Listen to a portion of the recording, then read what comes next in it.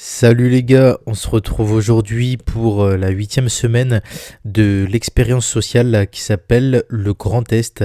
C'est la dernière semaine de la phase 2, l'initialisation, avant de basculer du coup vers le début de la dernière phase du programme qui s'appelle l'optimisation. Donc ce que vous avez accompli jusque-là est immense et si vous avez suivi le programme sérieusement, votre vie ne ressemble plus du tout à ce qu'elle était lorsque je vous ai attrapé en première semaine. Il est l'heure de vous mettre à nouveau au test. Fin de la phase d'initialisation, après 8 semaines, ta vie doit être totalement différente par rapport au début du programme. Tu as prouvé à travers tes actions, tu as montré que tu es sérieux, discipliné et que tu es capable d'évoluer. Nouvelle phase à venir, dès la semaine prochaine, on attaque l'optimisation. Objectif, affiner les détails et maximiser les résultats. Une semaine de test, on reprend tous les défis de la première semaine pour mesurer ta progression en force, en discipline, en concentration et en mental. Comparaison avec le début. Tu vas voir l'impact concret de tes efforts et prouver que ton travail a porté ses fruits. Rien ne change dans la routine. Tu continues à appliquer tout ce que tu as mis en place depuis le début. Un test par jour, comme en semaine 1, sauf que cette fois ce n'est pas pour te lancer, mais pour valider tes progrès. Une vidéo pour chaque test, je serai là pour t'accompagner et t'aider à mesurer tes résultats. L'heure du bilan. Cette semaine, c'est le moment de voir la transformation que tu as opérée en toi. Si tu as suivi le programme sérieusement, tu vas être impressionné par ce que tu es devenu. Donc cette semaine, vous l'aurez compris les gars, pas de choses à ajouter, mais on reprend les défis comme en semaine 1. Donc sans plus tarder, let's go. Lundi, courage. Alors ce sera retour au test physique du lundi. On reprend exactement le même défi que la semaine 1, 60 burpees. L'objectif c'est de mesurer ton progrès en cardio, endurance et mental. Tu te souviens de la première fois, ce qui semblait facile au début s'est transformé en galère monumentale avec des séries qui passaient de 10 à 5 puis à 1. Pas d'augmentation, on reste à 60 burpees. L'idée n'est pas d'en faire plus, mais de mieux les exécuter et de comparer avec ta première performance. Note ta progression comme en semaine 1. Note ton temps et tes sensations pour voir ton évolution concrète. C'est ta séance du jour. Si tu veux faire ta séance de sport habituelle, tu peux la faire, fais-la. Sinon, les 60 burpees suffisent. Aucune excuse, tu as 8 semaines de travail derrière toi. Montre-moi que tu as progressé. Perso, j'ai fait le défi, du coup c'était mardi 25 février parce que j'ai fait ma séance de sport la veille. Donc j'ai fait 63 burpees en 3 minutes et 20 secondes. Et il y a 2 mois, j'étais à 5 minutes 22 pour 70 burpees. J'avais voulu en faire plus que 60. Donc j'ai une énorme augmentation. Et je sais que ça se liait vraiment aux entraînements intensifs que je me suis astreint à faire pour mon combat de boxe de samedi dernier, où il y avait beaucoup de cardio. Et aussi grâce à la sortie d'Endurance Infinie, qui est le dernier produit de la gamme Raptor Nutrition qui a grandement aidé à développer mon cardio. Et aussi grâce aux 15 minutes de sport que je faisais tous les jours en Tabata, en 35 secondes intensifs et 25 secondes de repos. Voilà. Donc je suis très content, j'ai fait le même chrono que le Raptor il y a 2 mois, puisque lui, il avait fait les 60 en 3 minutes et 18 secondes. Et j'ai même fait un peu mieux que lui, 3 burpees en plus. Sachant que je n'avais pas pris mardi de pré-workout avant, que je m'étais fait mes 5 heures de boulot de taf avant et que j'étais en jeûne intermittent depuis 17 heures. Donc c'est vraiment un sacré score. Donc je suis très content de moi. Ensuite, mardi, concentration. Retour au test mental du mardi. Aujourd'hui, tu vas refaire l'exercice de méditation de la semaine 1, celui qui t'avait traumatisé parce que ton cerveau partait dans tous les sens au bout de 30 secondes. Ta situation aujourd'hui, après 8 semaines, ton environnement est plus ordonné, tes fréquentations ont évolué, ton mental est plus stable et structuré. Tu es déjà un nouvel homme et pourtant la phase 3 n'a même pas encore commencé. L'exercice. Mets un timer de 5 minutes. Trouve un coin tranquille où t'asseoir en tailleur ou non. Respire uniquement par le nez et ressens l'air qui circule. Il est chaud en inspirant, frais en expirant. Il passe par les narines, la gorge, les poumons, le ventre. Ressens-le là où tu veux. Dès que ton esprit divague, recentre-toi sur ta respiration. Le but, comparer avec la première fois. Est-ce plus simple? Es-tu plus ancré dans le moment? Ton esprit est-il plus calme? Observe ton évolution. Un cap essentiel. La première fois, tu t'es peut-être ennuyé au bout de 30 secondes. Aujourd'hui, ce ne sera plus du tout la même chose. À toi de voir où tu en es. Donc là, pas compliqué pour moi puisque je médite tous les matins, comme vous le savez, 10 minutes après ma marche quotidienne. Donc on reverra ça en phase 3. Donc ça fait partie de ma routine matinale. Je n'ai aucun mal à tenir mes 10 minutes et à recentrer mon esprit quand je commence justement à penser à des choses qui me désaxent du moment présent.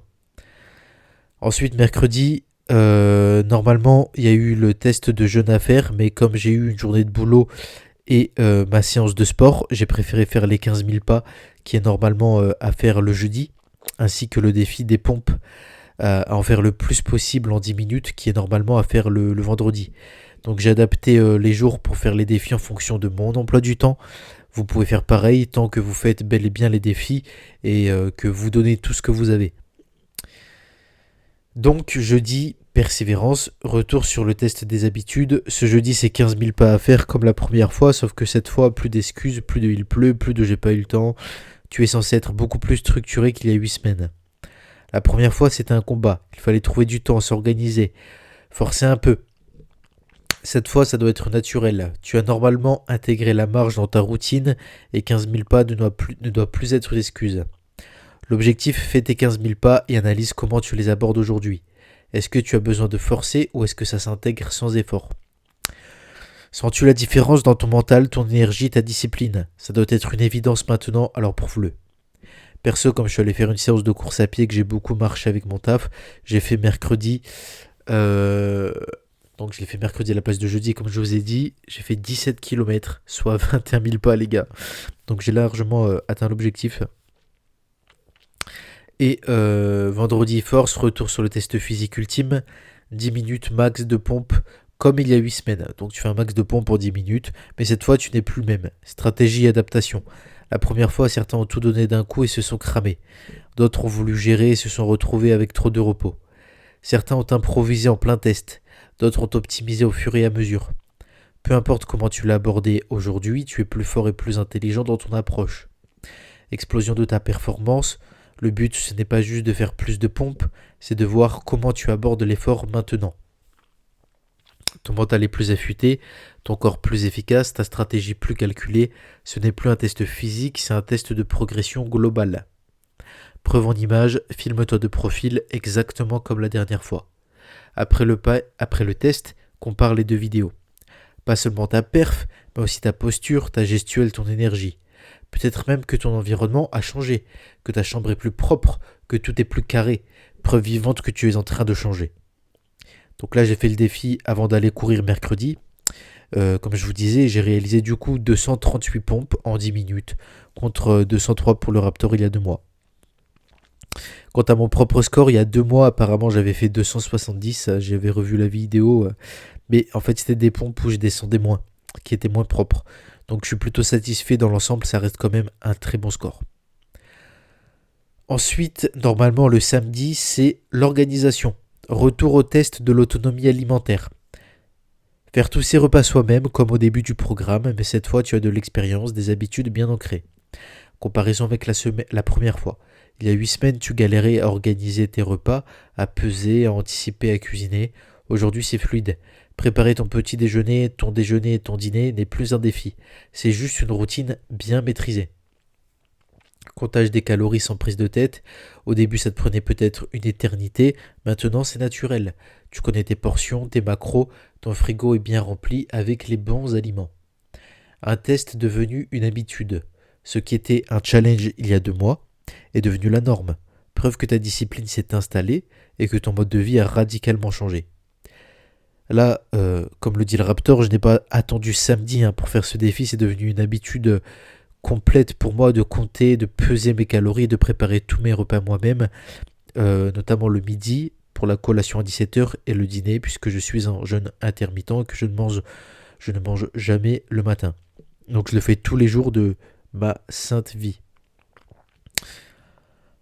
Puis on passe au défi le plus dur de la semaine qui est normalement à faire le mercredi, que moi du coup j'ai fait hier. Comme je vous ai dit, j'ai adapté à mon emploi du temps. Retour au test alimentaire du mercredi.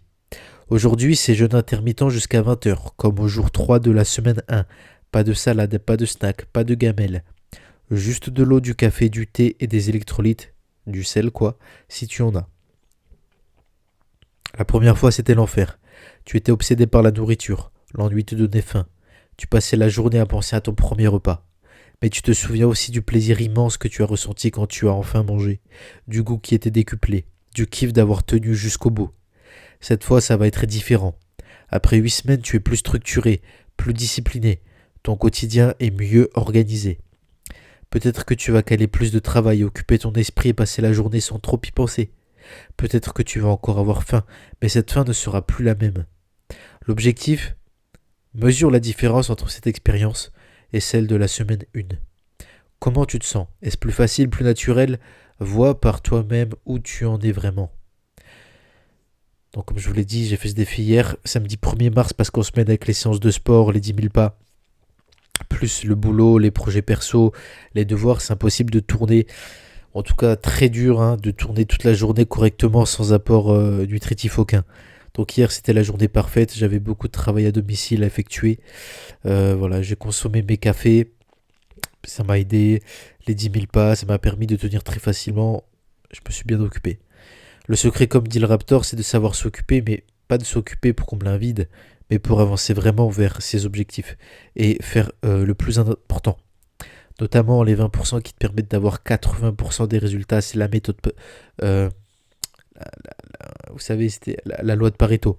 C'est de trouver la chose essentielle que tu peux faire de telle sorte qu'en la faisant, tout le reste deviendra plus simple, voire inutile. J'ai d'ailleurs fait une vidéo complète à ce sujet tirée du livre The One Thing, passer à l'essentiel qu'il faut lire absolument. Donc vraiment, faites les 20% qui vous apportent le plus dans votre vie vers l'atteinte de vos objectifs et utilisez la technique Eat the Frog, manger la grenouille, c'est-à-dire faites la chose la plus difficile que vous avez à faire au début de votre journée. Comme ça, tout le reste sera plus simple. Vous aurez fait le plus dur, le plus productif dès le début.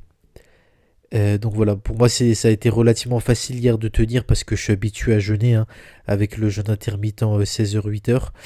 Donc j'ai en fait vendredi soir j'ai arrêté de manger, mon dernier repas était à 20h10 et hier j'ai commencé à manger, il était 21h20 parce que je suis allé au cinéma justement pour aller voir un film spécial. Il y avait la sortie qu'aujourd'hui et hier du film L'attaque des Titans. Donc moi ça fait 10 ans que je suivais la série, donc ça m'a fait rentrer un peu tard, mais du coup ça m'a fait 25 heures et 10 minutes de jeûne. Donc voilà.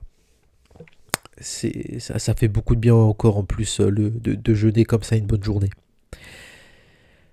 Et enfin, dernier défi de la semaine dimanche, c'est le bilan. Jour de bilan avant d'attaquer la phase 3 et l'optimisation, c'est le moment de faire le point sur tes progrès. Comparaison avec le bilan initial. Il y a 8 semaines, tu avais identifié 3 problèmes majeurs à régler dans ton quotidien. Aujourd'hui, où en es-tu? Ont-ils été résolus? À quel point? Des preuves concrètes, grâce à ton carnet, ton calendrier et tes mesures, tu peux voir ton évolution noir sur blanc. Les heures perdues, les mauvaises habitudes, les échecs répétés, tout ça a changé. Construire ta confiance. Ce bilan n'est pas juste un exercice, il te prouve que tu es capable de progresser, de tenir parole et que la discipline est un bon plan change tout. Persévérance et patience. Tout n'est pas encore parfait, c'est normal. Si certains aspects sont encore en retard, ça viendra. L'important, c'est que tu continues. La phase 3, c'est le passage au niveau supérieur. À partir de la semaine prochaine, on passe à l'optimisation. Ceux qui ont bien avancé auront des outils pour aller encore plus loin et ceux qui ont pris du retard pourront continuer à solidifier leur base. Conclusion, tu as déjà fait d'énormes progrès et je sais que tu vas encore progresser. Félicitations pour ces 8 semaines et prépare-toi à tout exploser en phase 3. Donc pour moi, les 3 problèmes principaux que m'a permis de résoudre ces 8 premières semaines de l'expérience sociale, c'est 1, la réduction drastique de mon temps de visionnage sur YouTube, puisqu'avant je passais au moins 1 heure dessus tous les jours, et le fait de me désabonner de chaînes YouTube que j'aimais bien, mais qui ne me permettaient pas d'évoluer, m'a beaucoup aidé, je pense. Je me suis désabonné par exemple du Chef Otaku et d'autres chaînes de suivi de films et de mangas, parce que c'est vraiment un univers que j'affectionne particulièrement, et c'est en gagné, je suis environ 20 minutes est énorme puisque maintenant je suis environ 20 minutes par jour de YouTube. C'est ma moyenne quotidienne. Donc ça m'a permis de l'utiliser à autre chose et vraiment je sens la différence dans ma productivité et la vitesse d'avancement vers mes objectifs qui a donc augmenté. En deux, j'ai une alimentation vraiment ultra clean. Avec mon aliment... Enfin, avant mon alimentation, elle était bonne, mais pas autant qu'aujourd'hui. Maintenant, j'achète que du bio, que des aliments nutritifs, sains, bons pour ma santé, notamment ceux recommandés dans le programme Zero to Hero. Et de plus, je cuis tout au cuiseur vapeur parce que c'est la meilleure méthode de cuisson au monde pour conserver quasiment tous les éléments nutritifs des aliments. Avant, je cuisais à la poêle ou à la marmite, donc voilà. Merci Raptor. Et en 3, même si c'est pas encore parfait, mais je vois que ça m'a vraiment aidé, c'est le fait de couper tous les écrans bleus, les réseaux sociaux, 1 heure avant d'aller me coucher. Là, je suis en train, depuis cette semaine, de me coucher à 23h tous les soirs. Avant, c'était plus 23h20. Et je coupais les écrans à 22h30. Alors, j'ai remarqué vraiment que couper 1 heure avant pour aller dormir à... Donc, je coupe à 22 pour aller dormir à 23h. Bah, je me retrouve beaucoup plus en forme, en fait, le lendemain. Et en fait, c'est parce qu'entre 22h et minuit, j'ai vu que les heures de sommeil sont beaucoup plus réparatrices que celles après minuit, en fait. Ça, c'est vraiment prouvé par de nombreuses études de sciences. Ce que je fais, c'est que je me fais une bonne douche chaude à 22h pour détendre le corps, étant donné que je fais la douche froide le matin, et je lis un livre ou un manga qui me plaît en fonction de mon envie, puis je prie, et hop, le lendemain, frais d'attaque pour conquérir ma journée. Évidemment, il y a plein d'autres choses qui ont été améliorées, comme dépenser 0 thune en alcool ou en livraison de bouffe à domicile type Uber Eats. Mon nombre de pas constant à 10 000 pas chaque jour. Mais c'est vraiment voilà, ces 3 points à la clé qui ont fait la diff pour moi, à savoir le sommeil, l'alimentation et la réduction des écrans avant le coucher. Donc en gros l'optimisation de mon cycle de sommeil. Donc pour m'aider dans ces domaines, j'utilise notamment aussi 2 applications que j'ai payées, que sont MyFitnessPal et Sleep Cycle, et que je vous recommande fortement d'utiliser également. Voilà les gars pour cette dernière semaine de la phase 2. Bon courage à vous pour les défis de cette semaine qui vous attendent. Ça va le faire, je le sais. Et à partir de dimanche prochain, on attaque la fameuse phase 3 du programme intitulé l'optimisation. Ça va être super. Et je peux vous dire que là, je viens de recevoir, puisqu'on est dimanche 2 mars, le contenu de la première phase de la première semaine de la phase 3, l'optimisation. Je peux vous dire que ça envoie vraiment du lourd et qu'on est vraiment dans l'optimisation. Ça porte bien son nom. Il y a franchement plus de 2 tiers des choses que je fais déjà dans mon quotidien, que je vous rabâche dans les résumés là que je vous fais toutes les semaines, et vous allez voir, même s'il y a 2-3 petites choses que j'avais pas encore implémentées. Donc continuez à bien implémenter tout ce qu'on a appris au cours de ces 2 semaines et à faire vos tests pour cette dernière semaine de la phase 2. Et là en phase 3 on va vraiment attaquer du lourd. Avant de vous quitter, comme d'hab, je vous communique mon bilan de la semaine. Donc là, nombre de pas en moyenne, je vous dis ça tout de suite. Donc j'étais à 68 000. Hier, j'en ai fait 10 200. Donc ça fait 69 200 plus 10 000. 79 000. On va dire que je vais être à 90 000 pas sur cette semaine. À peu près 89 000, 90 000.